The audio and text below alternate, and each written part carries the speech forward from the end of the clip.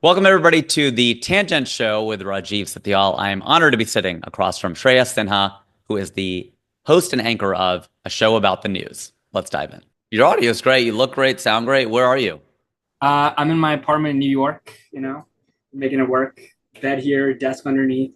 I see that. Where in Uh, New York? I mean, you don't have to give my audience your address, but whereabouts in New York do you live? I'm on I'm on 51st and 10th, which is basically my address. Your audience could find me now. Now we Um, can track you down. Flex, not that this is an audio medium, but I'll flex on you, which is that this is my view, which is not bad for a for how much you pay. But That is a flex. yeah, we got a great 100%. Hell's Kitchen's the spot to be. Well, it's not far from where we met because we met at Andrew Yang's 50th birthday party in January of 2025, in case you're just joining us or if anyone needs that level of specificity. But yeah, that's not too far from where his party was and all that stuff. Yeah, I think it was yeah, it was like in Murray Hill, I think that's where it was. Yeah, it was pretty close. But yeah, it was a When did great. it was a great time. How did you end up there? How do you know him or people around him or you're dating him or Yeah, I out of high school worked for his political. I'd done a bunch of politics stuff for as long as I can remember. I grew Mhm. up in New Hampshire, which is the first primary state. So Yeah. the entire billion-dollar political industrial complex lasers in on New Hampshire once every 4 years. And I was coming out of high school right when that was happening, and I really wanted to get involved with the action. And like for context of how entrenched we are, um, at National High School South, where I went to high school for a year, almost every major president has spoken there, which is an absurd privilege to have for a high school Yeah. because they're just coming there for New Hampshire votes. So I really wanted to get involved. I was super energized about it, and I saw on a bunch of it was like easy to be the 100th cog on the Elizabeth Warren campaign or the Hillary Clinton campaign. But I was watching podcasts of this Asian guy who was like saying we need to give people money, and he was just talking about his life, and I was like, this would be really cool. And I decided to work for them, and I was really lucky that they were willing to hire me. Yeah.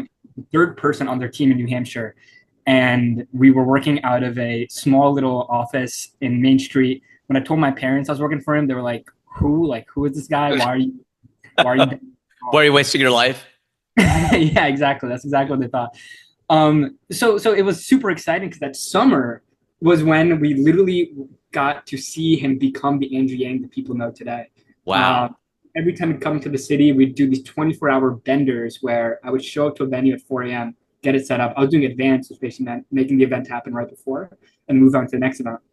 And then we'd get back home 4 a.m. the next day. And it was so much fun. So then I did that. Then I transferred to New York to continue working on the campaign when I came to New York for college. And then I worked at his nonprofit called Humanity Forward throughout 2020 to 2021. And we were basically in DC working to advance cash relief policies during COVID, working with members of Congress, which was an enormous privilege. Mhm. And yeah, so I'd crossed paths with him many times. He was my boss's boss, Yeah.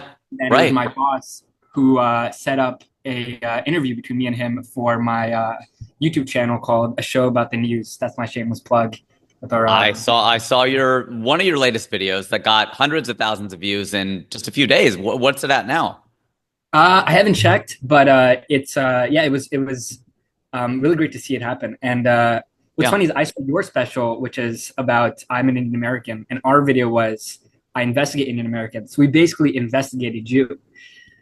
What did you find? Not good things. It's Not good things. I'm not That here you to cut off my answers in the middle of you asked me questions in the middle of a long answer, and now I lost my train of thought. That's what you found. uh, yeah. Well, we found a bunch of interesting things we could get into. But that was how I ended up at the Andrew Yang party, which was the question you had asked me, how I ended up there. Nice work on sticking the landing. So it was a super fun party. I was honored to be invited. I had just gotten to know him recently. This was in the fall when he was looking to endorse Kamala Harris when she ran for president about 6 years ago, whenever that was. Doesn't that feel like that was like in another lifetime? 6 years ago, yeah, I can't even. I have no I mean, it idea. was 6 months ago, but or 8 months ago, but like it Yeah, feels like it's I don't know, in I feel like 2008 I'm or something. president my whole life. Yeah, he's been No. president, well, for a lot of your life. That's what's funny. How old are you? I'm 23. So he was president when I was in high school, but now this term has especially felt like it's been years. And it's been like a couple months. It's been 2 months. It's really insane. I actually, so I'm a political junkie. I've been following the news and I'm much older than you since the, early 90s. 92, I'd say, is the first election I followed and everyone since and really been in. So this has been very painful for me that I have not watched the news since the election. I swore it all off. I unsubscribed from all of my newsletters and everything. I listen to NPR does a 3 minute hourly update and I listen to it once a day. That's all I do. Wow. I have completely gone on a media diet to the point where, okay, I'll listen to that 3 minute thing just so I don't miss like if there's a asteroid headed towards Earth. I mean, I assume my wife and my mom would tell me that since they live here, or my son at this point because he's probably old enough to know. Yeah. But I'm like, this is painful for me not to follow it, but we just had the fires out here in January in LA, and people are like, "Aren't you watching the news?" I go, if I'm watching my house burn down, I don't think I want to watch my house burn down. And that's what I feel like is happening with the country. So I just don't even discuss it anymore. Yes. Do you think that that has made you happier, or is there a level of anxiety of something could be exploding and I don't even know that it's happening? It's a great question. I'm actually giving a talk on happiness. I gave it in Boston, in Cincinnati to Procter and Gamble. I'll be giving it to a bunch of other companies. So that's super exciting, working on that. And it's something that, that's kind of the lens through which I'm seeing the world, happiness and what makes us happy and what's not. To your point about anxiety, mental health, depression, all these things. Right now, it's made me happier just like to take the load off and just go, you know what? I'm just not going to doom scroll, but it's really irresponsible. And it's probably not sustainable in the long run because it's good to know what's going on for the obvious reasons, and B, it's I don't know that I can really lay off of something that I love so much. It's almost like if Yeah. you're watching you're a big LeBron fan, and he gets traded, and you just like, all right, screw basketball. It's like, okay, well, that'll last for a while, but if you've been watching basketball your whole life, you're probably gonna get back in. Yeah. You want to hear something interesting? There's this study done where they looked at people based on how often they watched the news and how informed they were about the other side's policies. And the people that watched the news the most consistently were the ones who were the most misinformed about what was going on in the other side's news. So ironically, by being less informed about the news, you will likely become more informed about the news because the bar of what gets to you is now going to be so much higher. Thomas Jefferson said something along the lines of the man who does not read the newspaper is more educated than the man who does. Totally. And Obviously back gendered, then, but still. Hmm. the newspapers back then were also run by activist groups. Um, Which, I mean, is it much different now? In Manufacturing Consent, Noam Chomsky talks about that. And, it is, a lot of it is propaganda, let's be honest, on the left and the right. And it is very difficult. Where do you get your news? Like, when you're like, okay, I really need to know what actually happened, what's your source? I am a huge Bloomberg junkie. I just try to get everything from Bloomberg because one, they just cover everything. Do they have a bias? Yes, but I think it's to sell more terminals than it is anything else, which is good with me. Um, and I think their podcast is really good. I'm a huge fan of this one columnist named Matt Levine. He only talks about finance, but I'm a huge fan of his. And then there's this other for foreign affairs. There's this podcast, CNN show by Fareed Zakaria that I listen to as a podcast. So I love him. I grew up on him. When I was a kid, I have you heard of Fareed Zakaria? Of course, I've heard of Pete Sampras. So this He's is the sort of, question I've asked people because people don't know. And when I was a kid, I thought he was Britney Spears famous because my parents made me watch CNN every single day. yeah, I believe it. Yeah. I And he believe it. said, That's how my friend felt about Bill Maher because she would watch so much CNN with her parents growing up between our ages. She's closer to my age than yours. She's younger than I am, but she thought he was a total rock star, and he was in our household too because my parents always wanted to watch what he had to say, and I followed him. When I finally met him, I told him that. I mean, I heard don't fanboy too hard, but I was like, I do want to let you know you've been my North Star, and that's the left doesn't love him as much as they once did and all that stuff, but. I do feel like it's funny if you're a nerd that those are like, oh, Jonathan Haidt, like he's my guy. Like I'm like, oh my God, I just like love Yes. everything he does. I'd follow him into or out of a fire. And people Yes. are like, dude, you have weird role models. And honestly, if you aren't surrounded by people whose first instinct is to say, "Who's Jonathan Haidt?" I think that's a red flag. You need to surround yourself with people who aren't as in deep. But I love that you said that because I just finished reading a bunch of his books, and Yeah. we've been trying to get him to do an interview. He's a teacher where I went to school, so we've been trying to get Oh, for a while now. where did you go to school? I went to NYU. Yeah. Okay. So, I mean, there are a lot of great ones. Scott Galloway and John Yeah, I'm a Sloss. huge There are fan of a his. lot of Yeah, really amazing yeah. people at NYU. That's fantastic. I think I told you I got into Stern. I told you that. Yeah, and I saw it on your Wikipedia page just now. I was like refreshing myself, and it says you got into NYU Stern after 3 years of less than 3 years of full time work, and then didn't go. And I've got to ask you, did you write that yourself? Because it's so specific. It is, and I wanted to make it so that it sounded neutral because I heard if you write your own, so I had a friend submit it, but and uh, actually he ended up doing a lot of the citations and whatever else. Two friends actually, got it. a Okay, woman cool. and a man, and they don't know each other well, but they both worked on it. And now she's a DJ doing really cool things, and Cool. he's selling companies and all this stuff. They're legitimate people, but selling companies and DJ, I don't know how those go together. But at any rate, it's I wrote it in a tone that felt like neutral because if you're like, oh, he got in, which was amazing, and isn't he excellent? Like it's going to get rejected. But if you phrase it as like he started grad school, didn't finish, it almost sounds like you're kind of dissing Part of him. the So it story. sounds a Yeah, little yeah, bit yeah, more yeah. real. Yeah, part of the story. Yeah. I also saw you had some pretty excellent guests here. Kevin Nealon, who I feel like I'm a huge fan of his from like I love watching the old SNL stuff.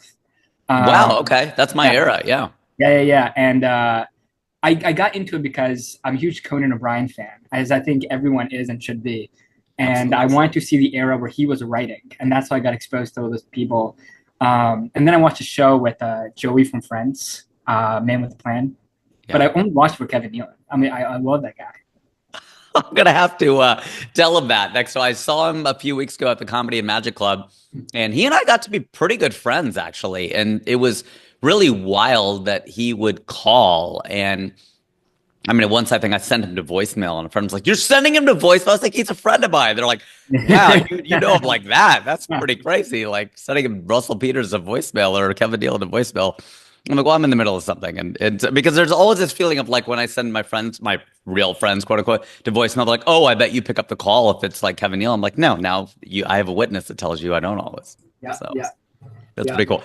So you've yeah. been doing a lot of cool things. Are you from New York? I grew up in New Hampshire, and I was born in Atlanta, and then I was in upstate New York, and then we were in Pennsylvania for a bit, and then we finally landed in New Hampshire when I was like 11, and my parents just loved there. Wow. Your parents have jobs up there? Is that why? Yeah. My mom's a teacher, and then my dad worked at this like basically warehouse intermediate company called CNS for a long time. So that's what brought us up there. And it's the first thing people tell me when I come from New Hampshire is that they've never met someone from New Hampshire. So I take everybody's meet someone from New Hampshire virginity card, basically. Yeah. Yeah. I don't know that I have because, it's when you ask people like, what was it like growing up there? People go, well, that's what I know. But it sounds like you moved around a little bit now with some perspective and this every 4 year thing with New Hampshire. I know it's the lone, sometimes red state up in New England and it's live free or die. And it's got a very Yes. independent streak and all of that. I know. How would you say it's different growing up there versus any other place? Or is it like, nah, it's like growing up anywhere? I think the biggest thing, I think you find this funny. If you had asked me in high school how many Indian people are in this, how many Asian people are in America, I would have said probably like 10, 15,000. Like I've heard of Edison, New Jersey. It's like Yeah. Mecca. We go there because there's the Patel brothers down there and there's cool events. I hear about Fresno, California, but so 10,000. That's my guess.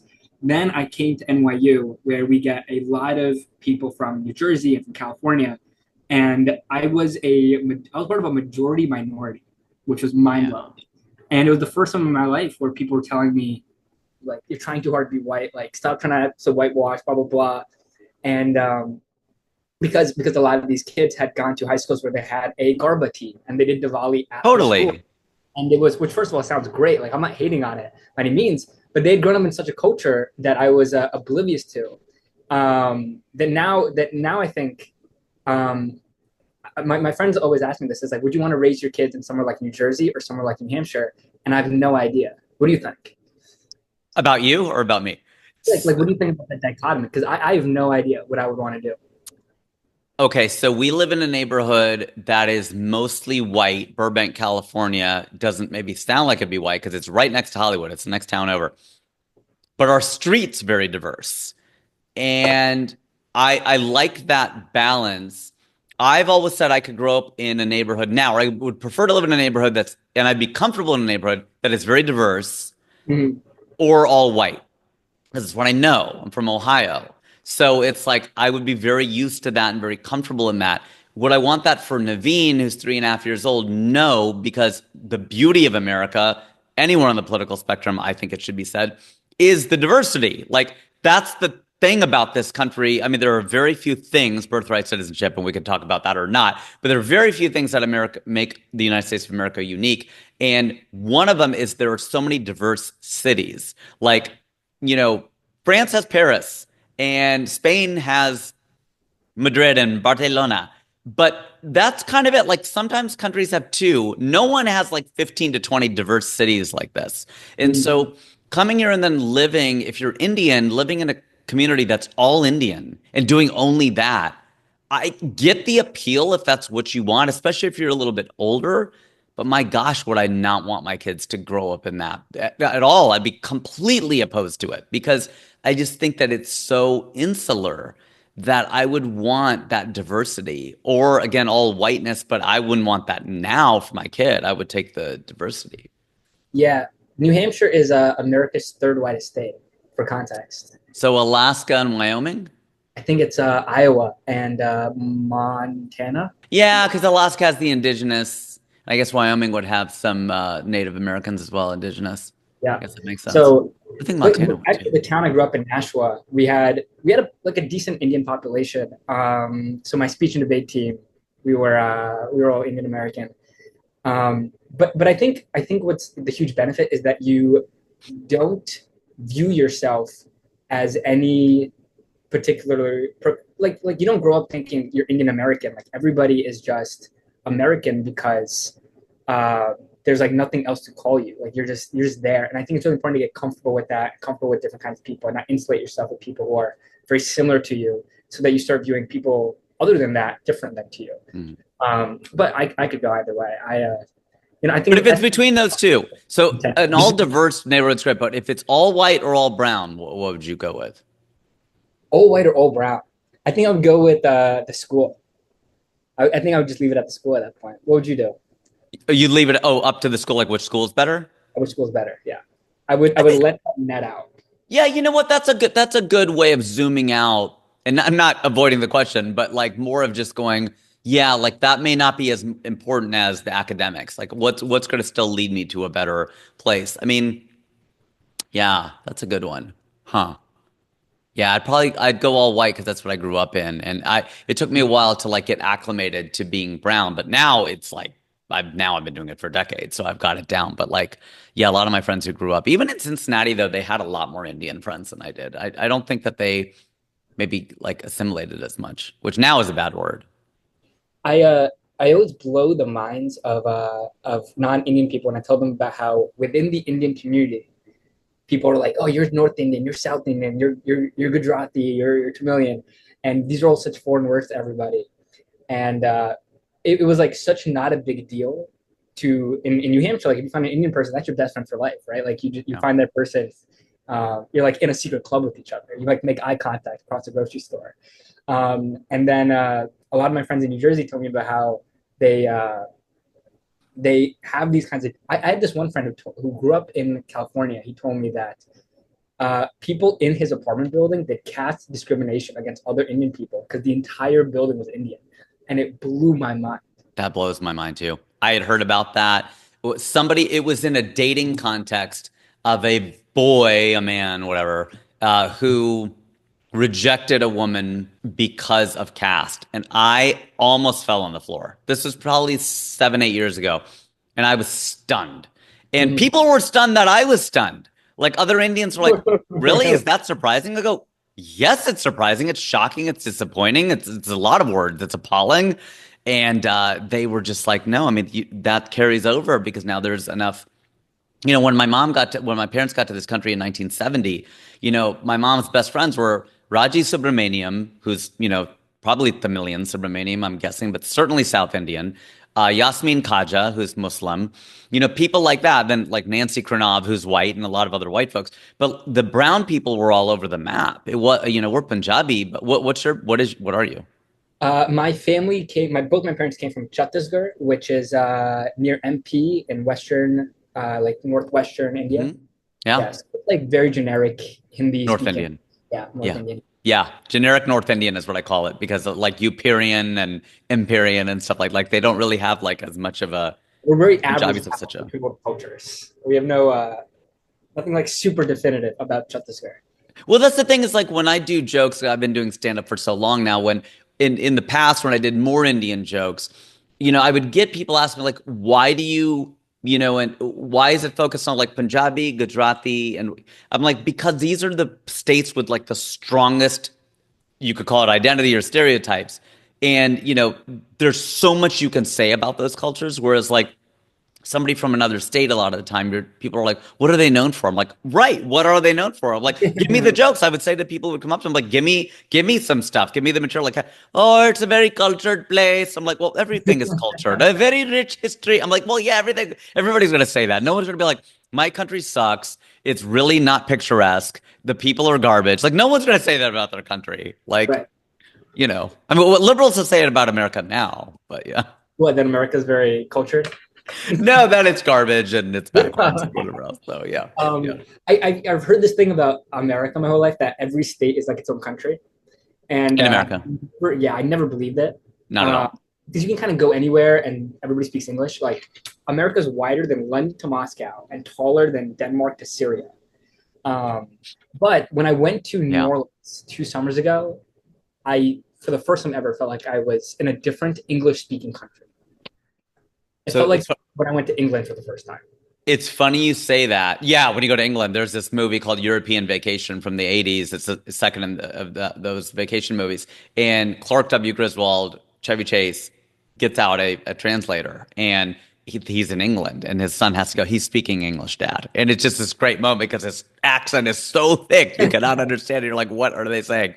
But that's how it's funny you bring that up, Shreyas, because that's how I explain it to people who are like, "Oh, why are Gujaratis and Punjabis? Why are they so different?" And like the Tamilians and Telugu, and why are they? I go, imagine right now that you're in the South, you're in Alabama versus someone in Boston. That's only 250 years. Think about where we're going to be in 1,000 years or 2,000 years. How different those two cultures would be if it were going to stay the same country, which it won't in probably a few months. Yeah. Oh, do you think there's gonna be a civil war? Is that your bet? Should we FanDuel it over under on civil war? A thing that Well, now. I'm already on the record as in 2014. I get no credit for this. No one cares. And now people are like, no, you didn't say that because that's how people are. But there are records, written records of my saying this. In 2014, pre-Trump, I said we have 7 to 10 years left. And people were like, where are you getting that? Like, why? Because 2014 things were pretty good. And I said, when I saw Ferguson, Missouri, and the tanks rolling down an American city street, it just felt different. And this is under a Democrat. I go, this is not good. Like we're headed to a place that is just like really divisive, really bad. And I saw that coming. And I gave us 7 to 10 years. Now 10 years would have been last year, but Donald Trump was elected. I may be off by a little bit. I think that had Kamala Harris won, I think there would have been blood in the streets. I absolutely think that Trump supporters would have done a lot of damage, physical and emotional and spiritual damage. But I think it's going to take a little bit longer. But I think the country will be unrecognizable in 4 years. I think it's already unrecognizable what's happening. Yeah. What do you think needs to happen in 2028 for Democrats to win the White House? Well, first of all, there needs to be an election. I am not confident that there will be a free and fair election in 2028 or even 2026.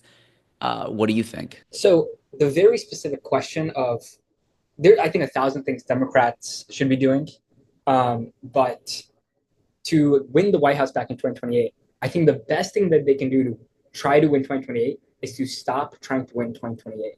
And what I mean by that is in 2004, when George Bush won re-election on a very unpopular war, and everybody was talking about compassionate conservatism getting reinstated, and he was considered an illegitimate president, but this time he won the popular vote, and it very legitimized him in the American zeitgeist. If you had told Democrats then, hey, don't worry, what you need in 4 years to win is a black guy named Barack Hussein Obama, they would have laughed you out of the building, right? And where Democrats have always succeeded is when they allowed their electorate to fall in love, like 1992 with Bill Clinton. Bill Clinton was the first Democrat to win a re-election since FDR, right? Like Republicans had a stronghold in this country in the 20th century. And Obama obviously broke a glass ceiling by being the first president to not graduate from Yale in 20 years. So he was, a great orator and all those things. But then what happened is we had Hillary Clinton, who was supposed to be the nominee in 2016, and there was a huge effort to make that happen. Then in 2020, Pete Buttigieg won the Iowa caucus. He did really well in New Hampshire. So what did they do? They put him to the side, promised him a cabinet position, and propped up Joe Biden. And I think all they need to do in 2028 is to just allow someone to win in the free market of ideas within the Democratic primary and just inspire someone. And I think they've not done that for what now is 2025, so 17 years. They just haven't let that play out in an organic way. That's really insightful. I think, yeah, they always say that, Democrats fall in love and Republicans fall in line. And I've read that, I've heard that. I do think what you're saying, with Bernie Sanders, I was pretty angry with him and his supporters in 2016 for derailing Hillary Clinton's campaign. I felt not turning out to support her. I know you worked for her campaign, or it sounds like you did. No. Never associated with the Clinton machine. Oh, you didn't? Okay. I think you said Hillary Clinton. Okay. Well, then, I think, not well then, but looking back at how the DNC basically stole that away from Bernie Sanders, I can absolutely see. Well, he's your neighbor up there, right? Vermont. I don't know if that's good or bad, if you guys have a rivalry or if there's a camaraderie. But it's if it were Sanders, I still don't think he would have beaten Trump in 2016. I think to your point about Republicans having a stronghold, I think this is more of a conservative nation. It would have been hard to elect a Democratic socialist. Yes, we elected a Barack Hussein Obama. I get that. But I think it would have been, to the Dark Knight point, it would have been the election that we deserve, maybe the one, not the one that we need. And I think we would have lost it, but I think the country would have been better off for it. Yeah. The thing I would say to that is there's no guarantee that Bernie, what was happening in 2016 is there were some DNC papers that basically showed that Hillary Clinton was, or the DNC campaign and the party, which is supposed to play an important role. Like you need a party that vets candidates. That's an important thing in the American political system. But they were encouraging a lot of candidates to just not run. And what you were seeing was a very shallow version of what would have been a full competition of candidates. And then obviously, like when you have someone like Hillary Clinton run or a Al Gore in 2000, for example, you just have so much name recognition. It's hard for new voters or new people to come in. You kind of have to stop the people you need to wait until the name recognition people are no longer running. And what I'm really excited about for 2028 is it's the first time where both parties for many, many years have no incumbents that are just ordained to become the nominee, the way we had with Joe Biden in 2020. That's interesting. Competition on both sides of figuring out what we're about. You don't think that would be J.D. Vance on the Republican side? J.D. Vance's approval ratings aren't high enough to be a shoe-in. Al Gore was really popular. And he was popular on his own volition, which is why he kind of became the nominee. J.D. Vance kind of came out of nowhere. He didn't even do well in Ohio, which is where he ran for Senate and won. So I don't think he could easily get the nomination because of name recognition, but he's definitely not a shoe-in the way even Biden was in 2020. And Biden wasn't doing great for a vice president. Until South Carolina. Where Rep. Clyburn saved them. So I think it's going to be a full competition. I think a lot of people want that mandate from Trump and to move forward. And I think Trump, similar to Obama, will not endorse anyone till the final minute. Do you, what do you worry about? Let's leave it more open-ended. I know we're sort of interviewing each other here. You're proving to be a good host as well as a guest. Do you, Well, what do you worry about? Like, what's on your mind as not only a young person, but also just as a citizen, as a person, as a human? such a good question. I think that the world is going to get much better in 50 years, no doubt.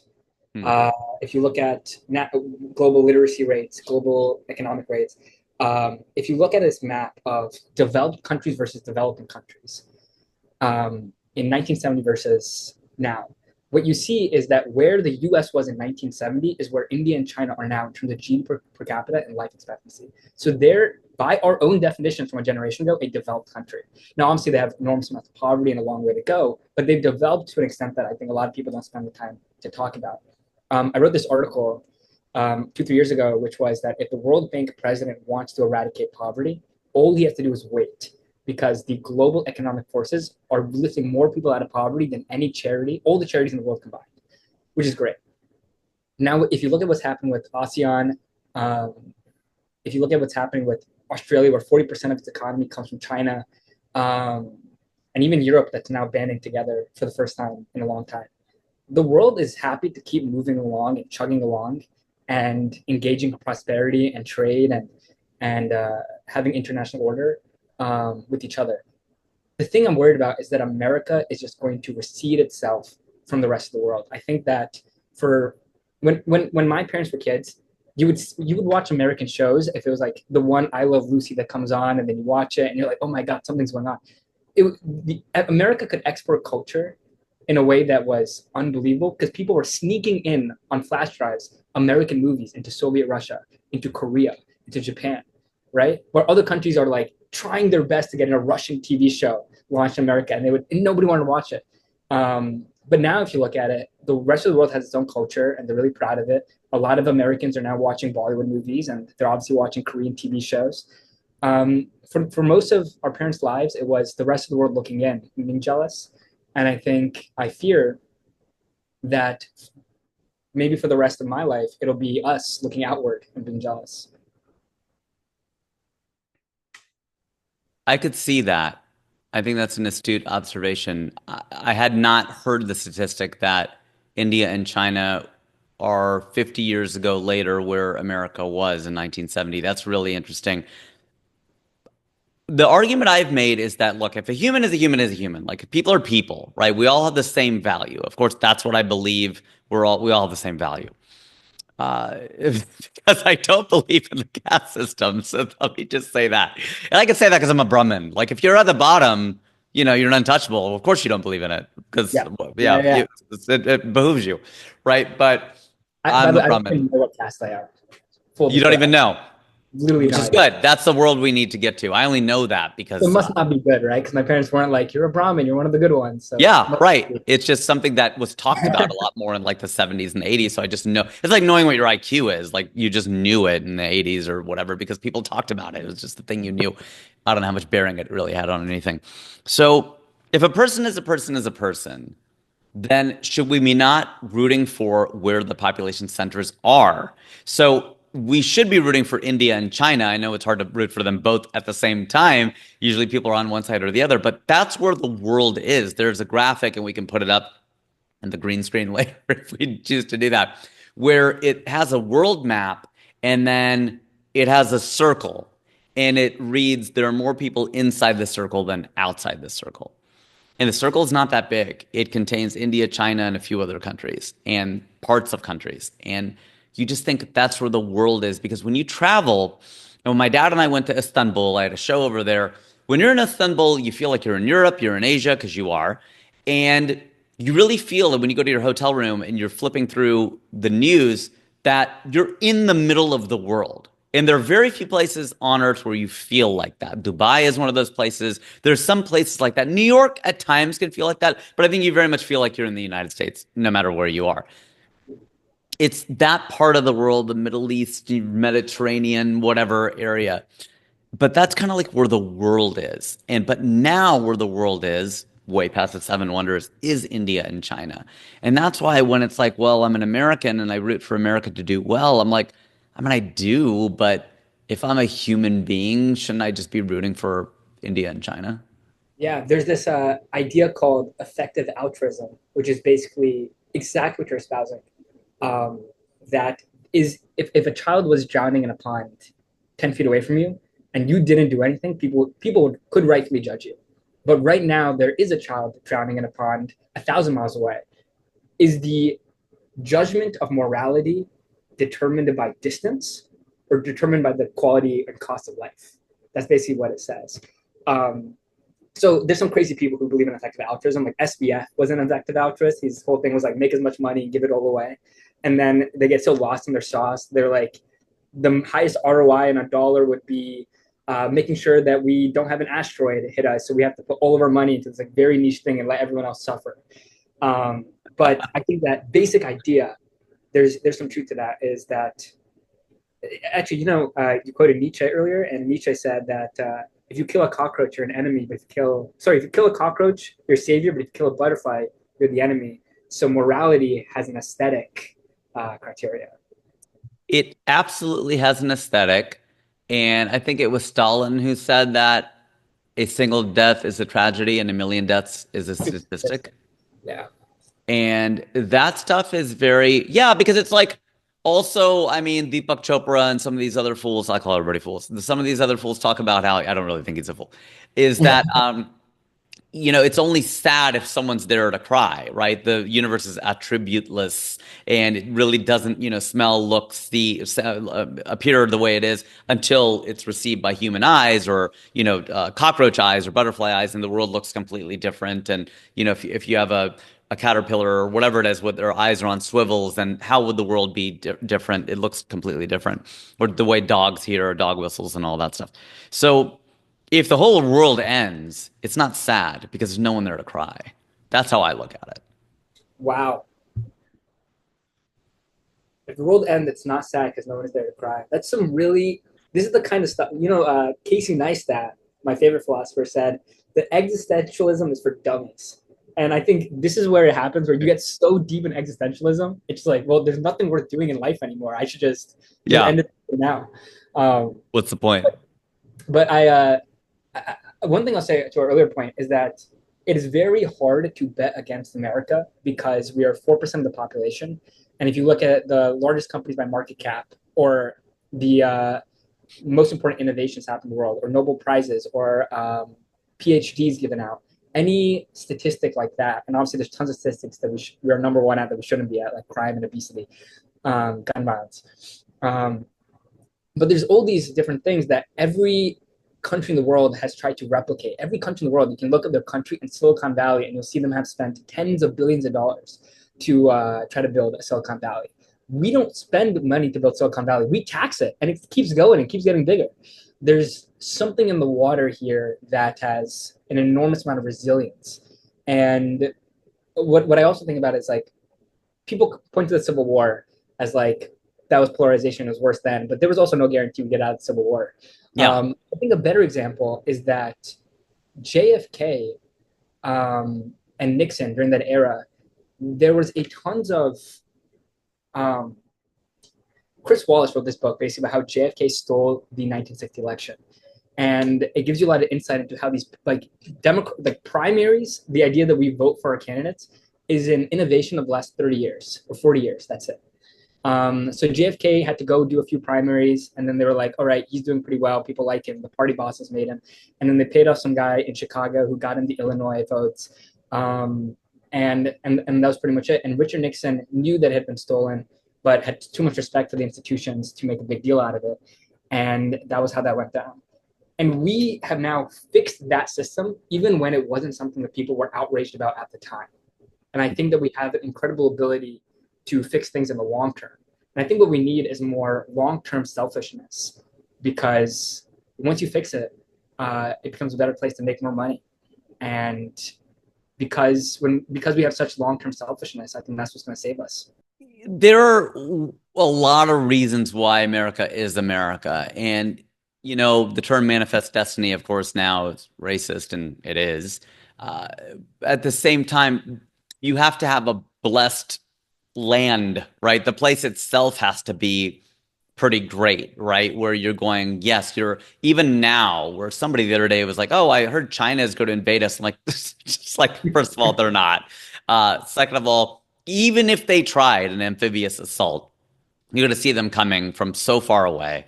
And then even if you can get here, it's an armed populace. I don't know how in the world you would take over America. Like there's so many guns. Yeah. Everybody would fight against this invader. There's just no way. It's not possible. It's like entering the jungle in Training Day. I mean, you're going to need more than that up in here, boy. Like Yeah. there's no way that you're going to walk in with like a Glock and take down the entire neighborhood. So I think you need that. You need, and then also there are things about like having enough coastline or being away from the equator, and winter is a natural immunizer, and all the things that happen here that and then on top of that, yeah, I mean, you have a system of government, democracy, then you have capitalism, and you have a lot of things working in our favor that are, we're still the world's primary reserve currency.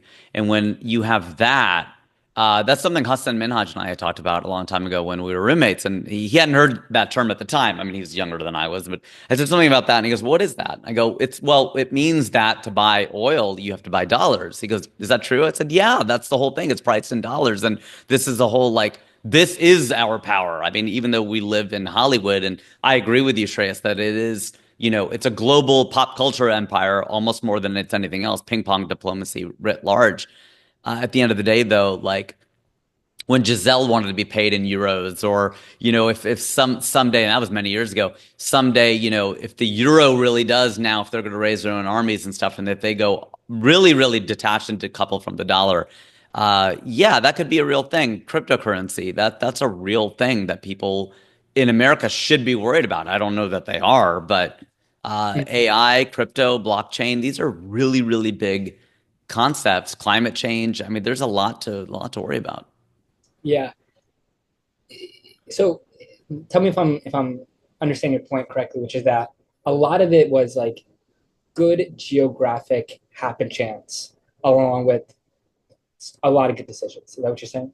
I think it's, of course, going to be luck and skill. I mean, some of it is deliberate, and some of it is you just fall ass backwards into it. I mean, you mentioned who did you mention? Well, I don't know if you mentioned this person, but anyway, I rewatched The West Wing, and Mhm. you're talking about Kevin Nealon. So I went to go see Kevin Nealon, and Josh Malina was there. It was who was in The West Wing, and a friend of mine goes, "Oh, do you know how he's in so many Aaron Sorkin productions? He saved Aaron Sorkin when he was choking." I said, "No way." He goes, "Yeah, that's why he's in so many of his productions." And Sorkin will say, "No, he's a great actor." And Molina is a really good actor. But yes, at the same time, if you're Yeah. in the right place at the right time, you literally save arguably the greatest writer of the last 50 years in pop culturally. Yeah, that's literally right place at the right time. Yeah. I think there's aspects of that, and then I think the systems we have in place um, are. And then my dad would always say that Americans are very good at taking care of their enemies. He just said that at the end of the day, he's like, we're really, really good about dividing and conquering, how we prosecute wars, all of those things. Like I had read something about like the United States government is not good at a lot of things, but if it decides to prosecute a case against you, good luck. Like it's very good at prosecuting a case. It's Yeah. very good at sending large numbers of checks to large numbers of people, which Andrew Yang quotes in The War on Normal People. There's some core competencies that the government has, and one of them is prosecuting wars. I mean, they're not necessarily good about winning wars anymore, but they're good about shattered glass, or whatever that phrase is, broken Yeah. glass, Yeah. scorched earth. Yeah. I think, yeah, I think that's such an excellent point. I think a lot of people actually don't know how much money we sent abroad post World War II to rebuild the rest of the world so that we could have good allies. And that we didn't do it out of a very strategic plan of like, we'll give them this much money and then they'll go this big and then we'll be able to trade this much money with them. It was just the idea that, one, we always believed in this idea that John Mearsheimer, this political scientist in Chicago, um, uh, talks about, which is like liberal hegemony. Like the whole world should be democracies, and if you're not a democracy, then an American will view you as in a position of inherent tension with their government, which I never thought about, but it's so true. Like we inherently view the CCP government as in a tension with its citizens, even though they don't view it that way. And it was because of that that we just decided to rebuild the whole world. And it was and obviously I'm exaggerating and generalizing a bit, but it was one of the things that also gave us the right to have reserve currency because there was so much trust in our financial system. We built such good institutions. A lot of people say that the stock market that we have is overinflated because people just want to rent our financial system and our court system and our institutions. So it's just way more profitable to IPO in America, as many foreign companies do.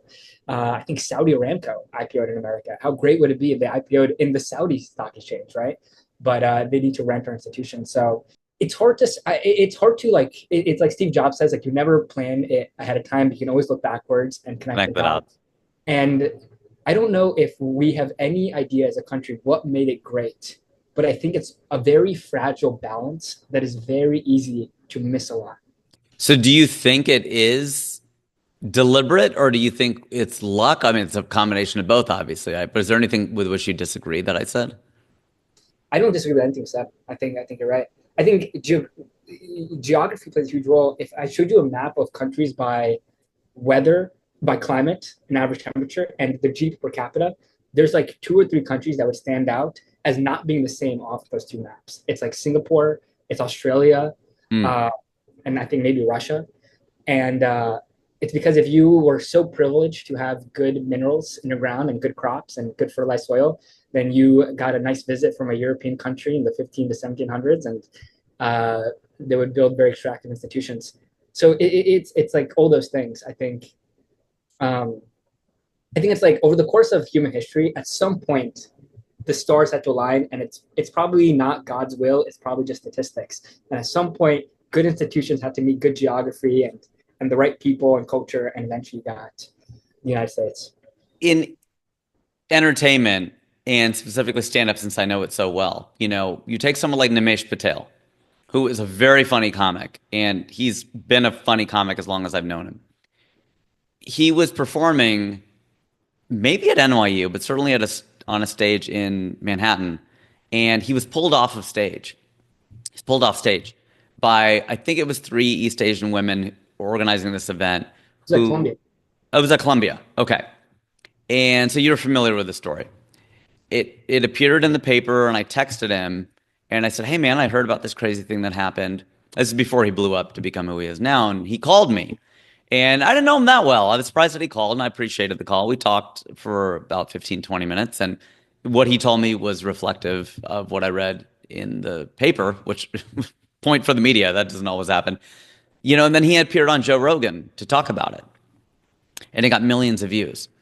And so that's right place, right time, wrong place, right time, whatever you want to call that.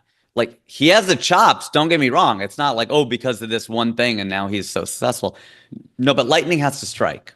Something like that has to happen in show business for you to elevate to that level. Like it's very hard to just grind it out through skill and talent and never have that happen. You'll get to a point, but to really go to the stratosphere and really blow up, yes, there has to be an outside force.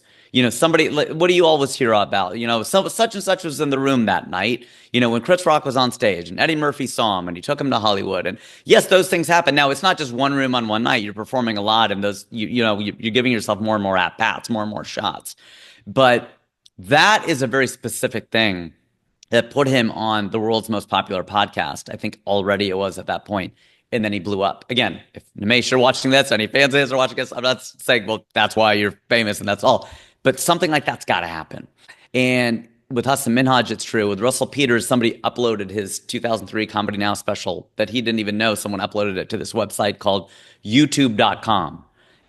Boom, millions of views. And then he becomes Russell almost before YouTube becomes YouTube. Something like that has to happen. And it's a similar thing with America or anything else. You could have all the ingredients. And, there are things like, again, the winter being the natural immunization. If you don't have that, if you're on the equator, you spend most of your GDP on healthcare and eradicating diseases. So you can't spend it on technology and reinvestment. I heard this when I was interning on Capitol Hill, a friend of mine, very smart, just like you. He said to me, he goes, a lot of it is coastline. Countries with large coastlines are democracies, and ones who are landlocked are totalitarian governments. And that was almost completely true. There are some exceptions, but it's because the army could control the people, right? Whereas the Navy was out more and people were freer to do things. They could leave much more easily. So there are things where you're just blessed. If you want to play in the NBA, it helps if you're 6'6". Yeah, yeah, yeah. On your show business point, what do you think is the defining attribute outside of getting struck by lightning? Like there's always that 1 in a million story, like Conan O'Brien getting a late night show at 29. Um, Actually, I have two questions here. One is, who's your favorite stand-up comedian? And the second one is, what do you think is the defining attribute between the people who you think are really great, who are doing it really well, and then people who have been grinding open mics for decades and they just have never been able to get that opportunity? My favorite comic is, and I'll be canceled now, it's Louis C.K. I just met him That's a very couple weeks common. ago. I think he's unbelievable. I met him a week after I saw Kevin Nealon down at Comedy Magic. I didn't even know he was going to be there. I was just Googling what time Kevin's show was so I can go down and see him. And then one of the top things read Louis C.K. at Comedy Magic, and don't think he had done it before. So I met Louis right after that, which was really cool. It was very hard to meet him because he wasn't meeting any comics. Comics had to buy tickets to go down and see him. And the booker told me, he's like, yep, he got off stage, grabbed his stuff, and left. That was night one. So I went down night two, and I just happened to be standing outside, and he came over and he was talking to Mike Vecchione, who was opening for him. And so I ended up talking to him for a few minutes, which was really, really a thrill for me. My Mount Rushmore, since this is a political theme, is Louis C.K., Bill Burr, Chris Rock, Dave Chappelle. Because they are living in the Venn diagram overlap of success, insight, and humor. So they're wildly successful. They're really insightful, meaning they're actually saying something that you can take with you, and they're freaking hilarious. And there are a lot of people, well, not a lot, but there are a few that check both, like two of those boxes, where they're really funny, they're really insightful, but they haven't found that thing. And I'll answer your second question, which is a great question. Gary Vaynerchuk, was at something called Summit, and he was sitting there with Michael Ovitz, and Michael Ovitz had started and run CAA, Creative Artists Agency out here in LA, and it was the world's largest talent firm. It still is. He's no longer there. But Gary V, and I have a clip of this, reaches out to the audience, and he says, many of you, tastemakers, comedians, whatever you are, I'm not going to get the quote exactly right, you're doing everything right. The thing that's missing is you have not found that container and how to merchandise that container. I thought that was everything. You still have to find your thing. And in Talking Funny on HBO, Louis C.K., Chris Rock, Jerry Seinfeld, and Ricky Gervais talk about stand-up comedy for about 51, 52 minutes. It's a modern-day Bible. I've seen it 10 times. And at some point, Ricky Gervais, who's running the interview, just says, do you have to, you need a shtick? And Seinfeld's like, you got to figure something out. I mean, there has to be some kind of angle. And, maybe that's why I'm doing the glasses and the mustache. Who knows? I don't think it's going to last the weekend. But at any rate, it's like people have to know how to receive you. They have to know your point of view. And that's a hard thing to define. But I think that's a lot of it is there are exceptions. Matt Rife is a huge exception because he just happened to get big on TikTok and it just fed itself. Is he funny? He's all right. He's kind of funny. Is he good at crowd work? He's fine. I've seen a lot of comics who are far better. He's good looking. He's young. He's kind of charismatic. Again, success feeds success. So like once you're making millions of dollars, it's way easier to have a lot more swag. And in Boiler Room, that's what they say. Walk around like you're the VP. Walk around like you have a 9-inch cock. Like just walk around like that. Act as if. Yeah. But it's difficult to do that. It's easy to do it when things are going well. It's hard to act like you have a 9-inch penis if people are laughing at you and it's not going well. They're not laughing with you, they're laughing at you. It's hard to be like, well, I really have a 9-inch penis, which I don't because mine's 10 inches. And so for me, that's difficult. That's honestly too much. I would get penis replacement surgery if that was the case. I trip over it constantly. It's a lot to carry. And I feel like it's a lot. Yeah, and there's a lot we could riff on that one. Yeah, the blood's draining from my face. That's why I'm carrying the mustache and glasses. My blood drains from this head so much. Yes. I was gonna say you're like Indian Johnny Sins, but I don't know if Johnny Sins has a mustache. I don't think he does that. Yeah, maybe not, right? And then we both gave ourselves as knowing what Johnny Sins looks like, so we took ourselves but he's a doctor, in case your wife is watching. He's a doctor, yeah. He's some kind of doctor. Yeah. Did you ever think about like, okay, these people have a container. What is my container gonna be? Did you ever think about it consciously, or did you try to develop just naturally over years? How did you approach that? I worked in brand management at Procter and Gamble, and that company started brand management, just like it started soap operas. So I've put a lot of thought into this, and it was actually one of the phone calls I had earlier today. So, Funny Indian is my handle on Instagram, and I think you even remarked about that when we met at Yang's party. It served me well. And it's catchy and it's a good name. Funny Indian rolls off the tongue. It's got what you want in a brand. It's an easy thing to say. Yeah. And it conjures up exactly what it is, a funny Indian. But yeah, like when I opened for Hassan in Cincinnati last year, it turned out to be the last night I would ever spend with my dad. My dad passed away 12 days later. And Hassan spent a ton of time with us. He spent about 30 minutes just with my parents, just the three of them in the dressing room. I was out, talking to friends and whatever else. A lot of people come down, but three of them spent a ton of time together, which is super cool. We have a lot of footage of it. It's really, really cool.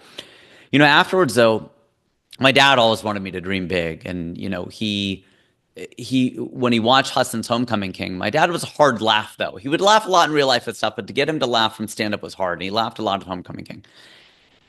And after I opened for him and we were talking about it the next day, or maybe the day after, I think it was the next day because we left the next day. I said, do you now understand why Hassan is so much bigger than I am? And he goes, yeah, I think so. And I couldn't really vocalize it at the time. And then I riffed it one day to a friend of mine. And I said, he believes in his act. He believes the things he's saying. Not believes in it as if it's strong. It is. But he believes the things he's saying. It isn't just jokes. He's up there to make a point. You said speech and debate. He said stand-up comedy is funny speech and debate.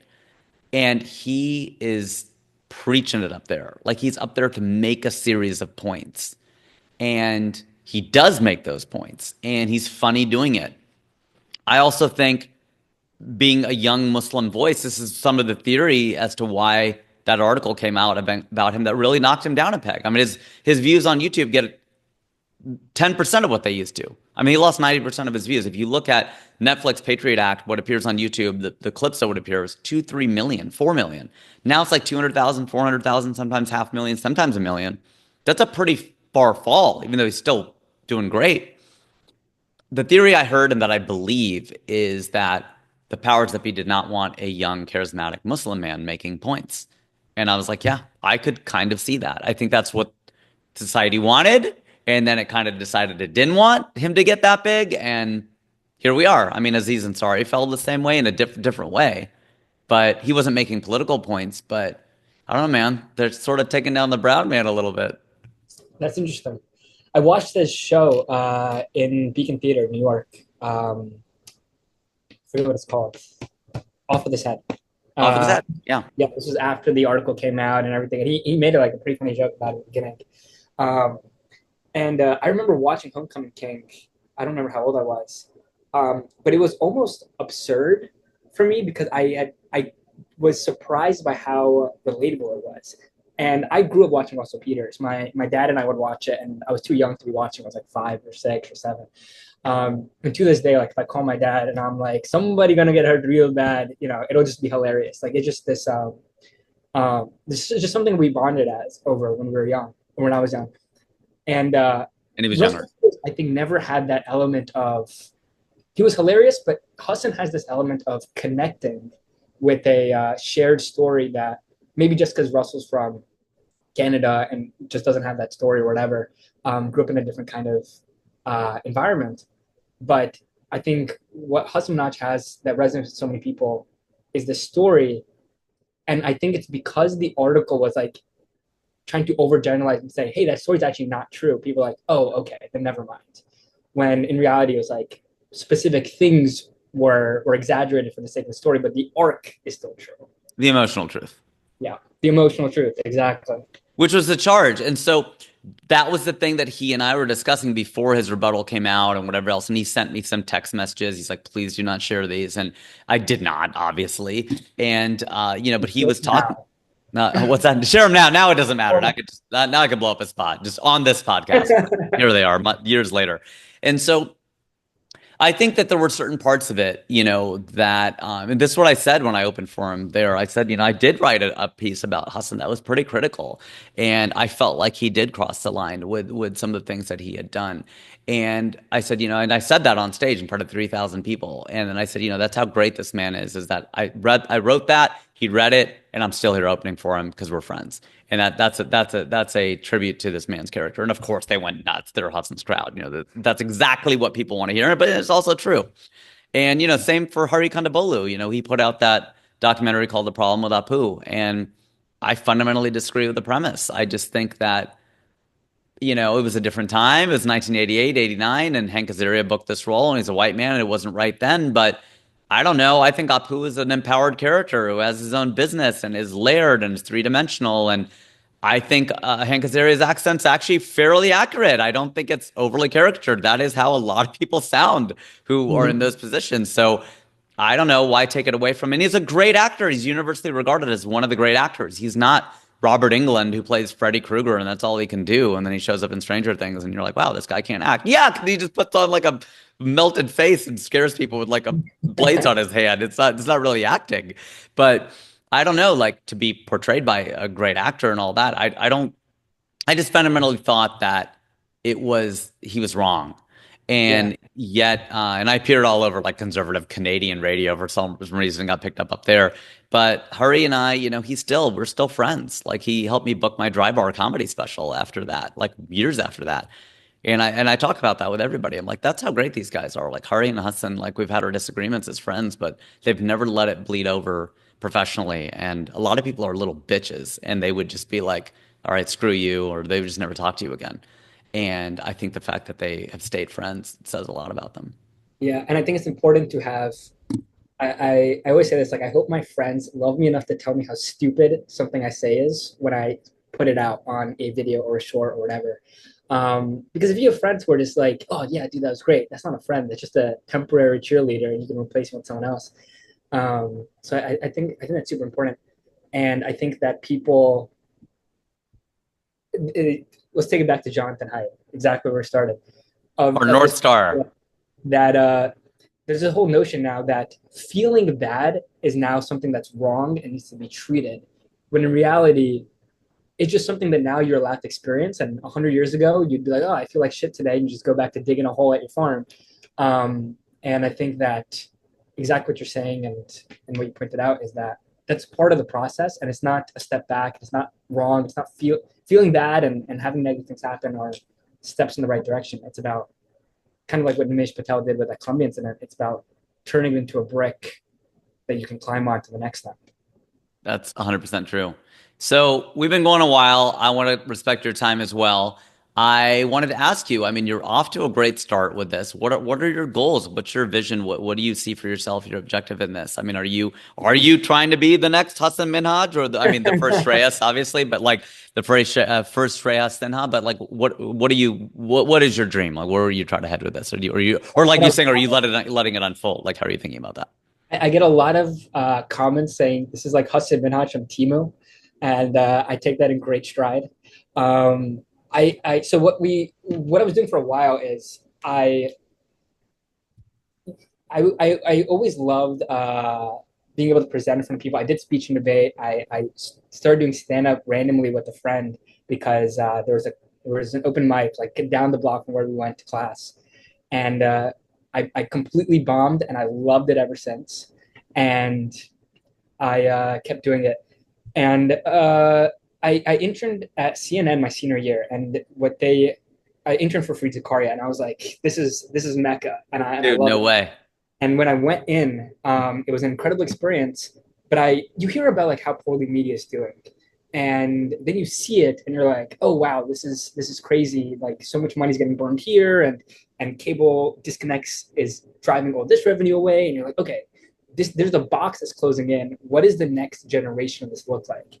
And I saw this thing a while ago, which is that more people get their news from Stephen Colbert and at the time Trevor Noah, Trevor Noah, by the way, would be on my Mount Rushmore. Yeah. And that was like, okay, super interesting. I'm doing this comedy thing. I love news. So let me see if I can intersect it. and create the thing that I wish CNN would create. Like if I asked 10 of my friends, have you heard of CNN? 10 out of 10 say yes. If I asked them the last time they saw it, they would say, I have no idea how to go see CNN. And I actually remember once I got lines into a show one weekend and I was so excited. And I was like, okay, I need to go watch it live on TV when it happens. So I went to my girlfriend's gym to go watch it on TV where they're going to play it at 10 a.m. on Sunday. And in that moment, when I was sitting there and no one else is even watching the TV, they're just doing their thing on the treadmill. I was like, holy Yeah, shit. they're at a gym. Media. Yeah. So I was like, okay, so that's basically how me and a buddy of mine, Gaurav, who's my co-founder on this and is an absolute genius, we started trying to create the thing called A Show About the News, which was, let's just have fun with it, but let's create the thing that we wish all these mainstream media platforms are trying to create, and let's scale it up. And that's our goal. So we're going to try to make it, I don't know if it's going to be the next anything, but it's definitely, hopefully going to be our contribution to the national conversation and try to diffuse it a little bit and not make jokes on the topic and call Trump an ugly orange man or whatever. Like, there's plenty of that. We're just going to do really stupid things and have fun and try to get really deep on topics in politics and economics. And yeah, that's basically the pitch. That's amazing. You're off to a great start. I think we're going to look back on this and people are like, I can't believe you got Shreyas Sinha when he was just, starting out. And like, dude, you should have seen the view this guy had at that time. I mean, trust fund baby views at this level. But no, I think that's great. I think that's a great thing to aspire to. And I wish you the best of luck with it. I think it's really cool that you're doing that.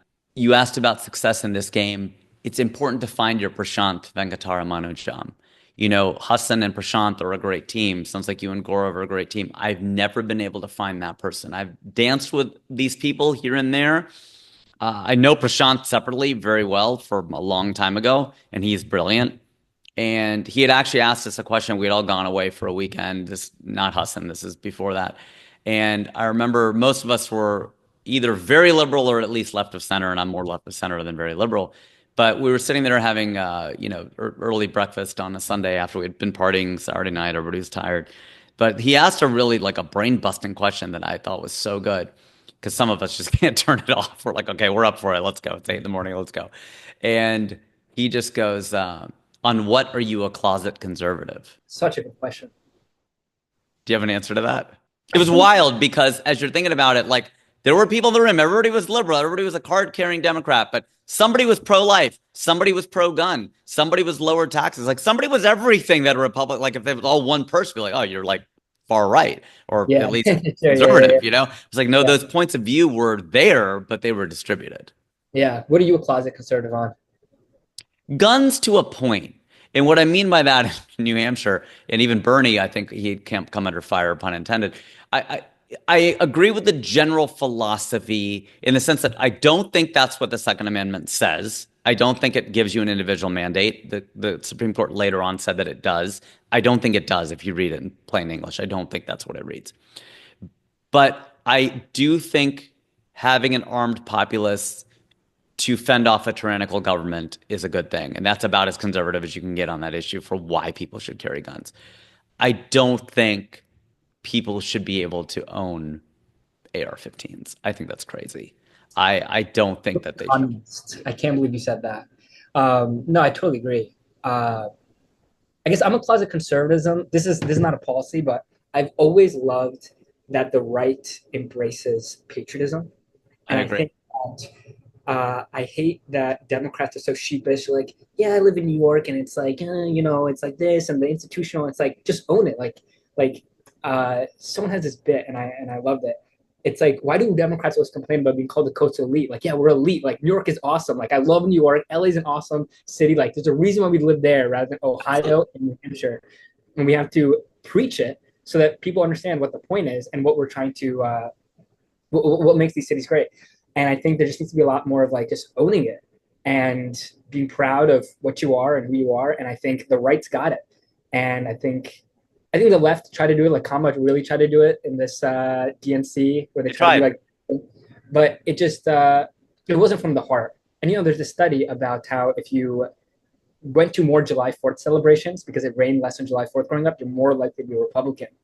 And that just shows the power of patriotism in producing Republicans. And I think it's just also fun. Like, it's just so much more fun to have a great time on July 4th than to not. It is.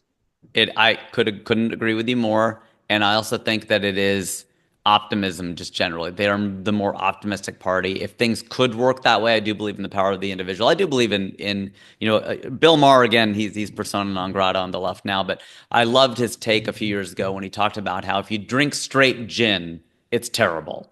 If you drink straight tonic, it's terrible. But when you mix them together, it's this refreshing, lovely cocktail. And he goes, that's what capitalism and socialism are supposed to be. We already have a lot of socialism. We have a lot of capitalism. We're just using it in the wrong way. It's the wrong blend. And I think that's a great way of putting it. So keep on doing what you're doing, Shreyas. Where can people find you? And let me just say that I extremely appreciate that you had me on. I honestly forgot we were recording. I loved this conversation. At some point, you were like, in case Nimesh is watching, and I was like, oh yeah, this is a recorded thing that's going to go online. But we'll chop it up and stuff. If there's anything particular later, you're like, oh, maybe take that out. That's not a gotcha. So whatever. Yeah, but I had a lot of fun, and you've had a lot of extremely esteemed guests. So it's very generous of you to have me on, and I really appreciate it. People can find me at A Show About the News on Instagram, on YouTube,